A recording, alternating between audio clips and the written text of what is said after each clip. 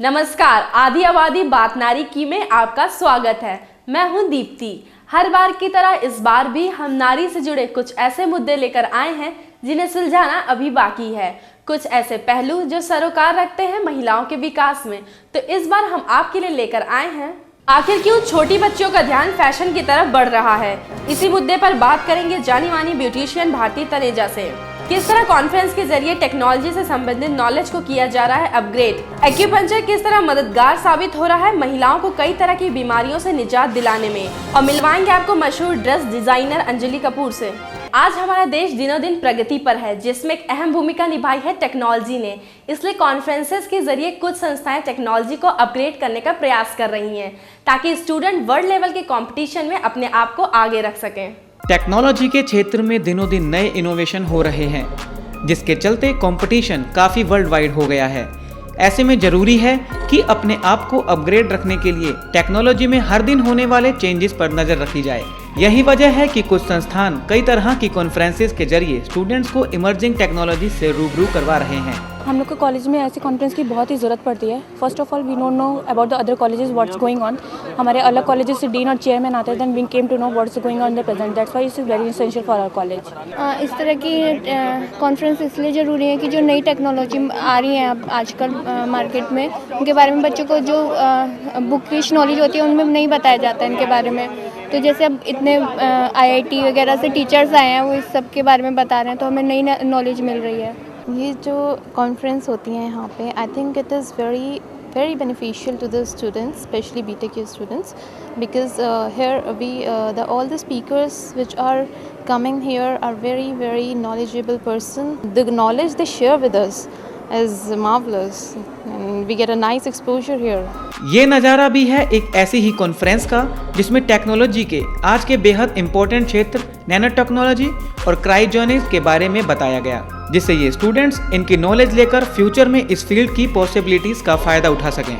Nano technology is a sort of research involving every science and engineering discipline combined often in unusual veg.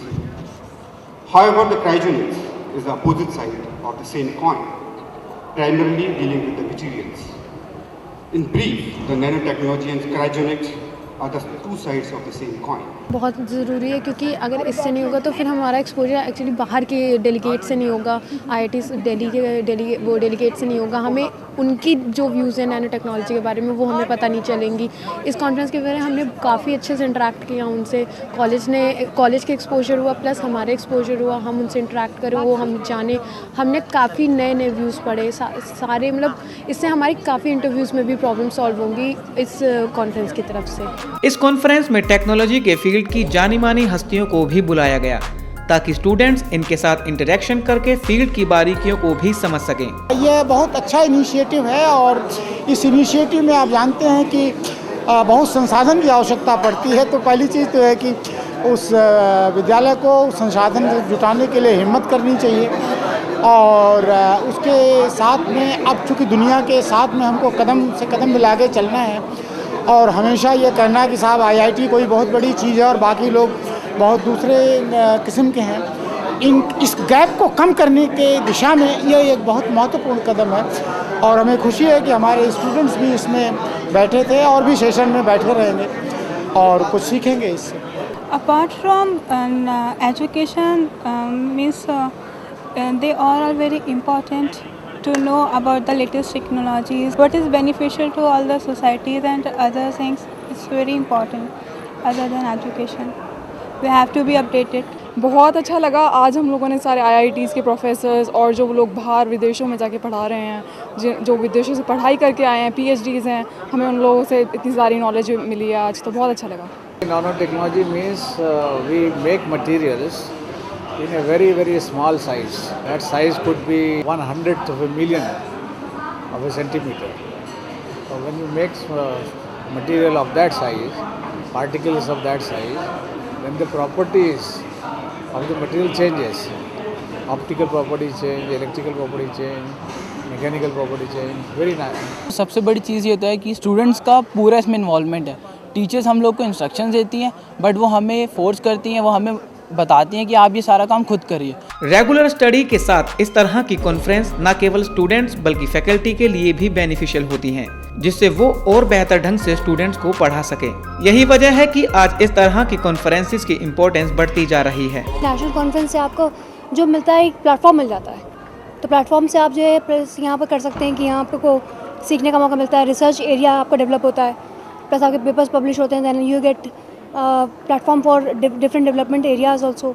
और students के लिए सबसे basically important ये होता है कि स्टूडेंट्स को नॉलेज मिलती है और एक एरिया मिलता है स्पेसिफाइड एक्सपर्टाइज़ के लिए, जो आगे फर्दर कम्युनिकेशन स्किल्स में और आगे एमटेक वगैरह करते हैं, प्रोसीड करते हैं पीएचडी के लिए, तब उसको फ़ायदा मिलता है। फैकल्टी की नॉलेज अपग्रेडेशन के लिए बहुत इंपॉर्टेंट रोल प्ले करती है, क्योंकि फैकल्टीज़ जो रिसर्च कर रहे हैं वो अपना पेपर लिख रहे हैं, पेपर पब्लिश कर रहे हैं और उसे प्रेजेंट कर रहे हैं। Basically communication skills and it also enhances their knowledge.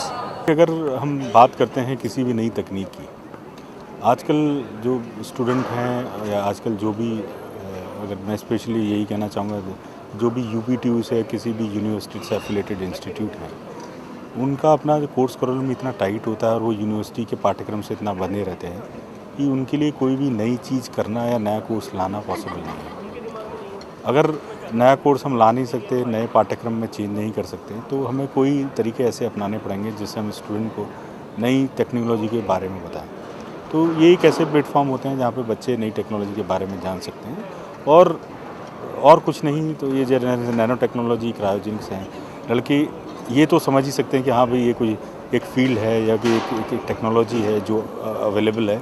तो डेफिनेटली मैं यही मानता हूँ कि भाई इससे हमने ये तो अचीव ज़रूर किया है कि लड़कों के दिमाग में एक सोच या एक इस टेक्नोलॉजी के लिए पहल एक उनके दिमाग में ज़रूर आई। तो यही पर्पस है। और एफिलेटेड यूनिवर्सिटीज़ में यही प्रॉब्लम होती है कि आप जो है कोई भी कोर्स करिकुलम, कोई भी सिलेबस अपने हिसाब से चेंज नहीं कर सकते। तो इसलिए यही है कि जब कोई आपके पास और तरीका नहीं है तो हम कॉन्फ्रेंस द्वारा, टॉक्स द्वारा, एक्सपर्ट टॉक्स द्वारा बच्चों को नई टेक्नोलॉजी, नए सॉफ्टवेयर, नई तकनीकों के बारे में जानकारी देते हैं। आज हमारा देश लगातार आगे बढ़ता जा रहा है, जिसमें एक बहुत बड़ी भूमिका निभाई है टेक्नोलॉजी ने।